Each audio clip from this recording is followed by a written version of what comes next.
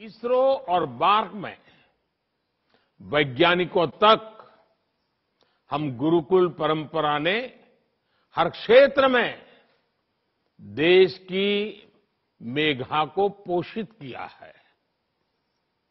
और गुरुकुल की एक विशेषता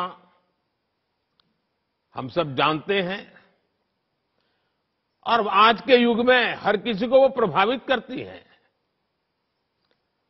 बहुत कम लोगों को मालूम है कि उस कठिन काल में भी और आज भी ये गुरुकुल एक ऐसा संस्थान है जो हर गरीब छात्र से शिक्षा के लिए एक दिन का केवल 1 रुपया फीस लेता है।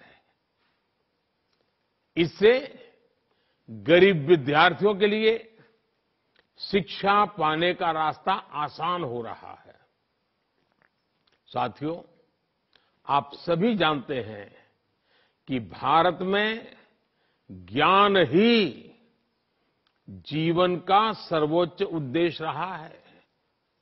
इसलिए जिस कालखंड में दुनिया के दूसरे देशों की पहचान वहां के राज्यों और राजकुलों से होती थी, तब भारत को भारत भूमि के गुरुकुलों से जाना जाता था। गुरुकुल यानी गुरु का कुल, ज्ञान का कुल। हमारे गुरुकुल सदियों से समता, ममता, समानता और सेवा भाव की वाटिका की तरह रहे हैं। नालंदा और तक्षशिला जैसे विश्वविद्यालय भारत की इस गुरुकुल परंपरा के वैश्विक वैभव के पर्याय हुआ करते थे। खोज और शोध ये भारत की जीवन पद्धति का हिस्सा थे।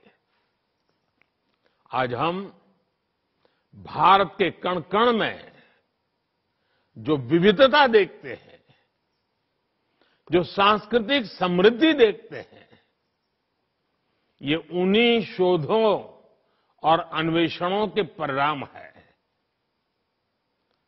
आत्म तत्व से परमात्म तत्व तक, आध्यात्म से आयुर्वेद तक, सोशल साइंस से सोलर साइंस तक, मैथ से मेटलर्जी तक और शून्य से अनंत तक हमने हर क्षेत्र में शोध किए, नए निष्कर्ष निकाले। भारत ने अंधकार से भरे उन युगों में मानवता को प्रकाश की वो किरणें दी जिनसे आधुनिक विश्व और आधुनिक विज्ञान की यात्रा शुरू हुई। और इन उपलब्धियों के बीच हमारे गुरुकुलों की एक और शक्ति ने विश्व का मार्ग प्रशस्त किया। जिस कालखंड में विश्व में जेंडर इक्वलिटी जैसे शब्दों का जन्म भी नहीं हुआ था, तब हमारे यहां गार्गी, मैत्रेयी जैसी विदुषियां शास्त्रार्थ करती थी। महर्षि वाल्मीकि के आश्रम में लवकुश के साथ ही आत्रेयी भी पढ़ रही थी। मुझे खुशी है कि स्वामीनारायण गुरुकुल इस पुरातन परंपरा को, आधुनिक भारत को आगे बढ़ाने के लिए कन्या गुरुकुल की शुरुआत कर रहा है।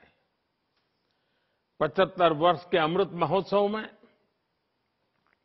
आजादी के अमृत काल में इस संस्थान की शानदार उपलब्धि होगी और देश के लिए महत्वपूर्ण योगदान भी होगा।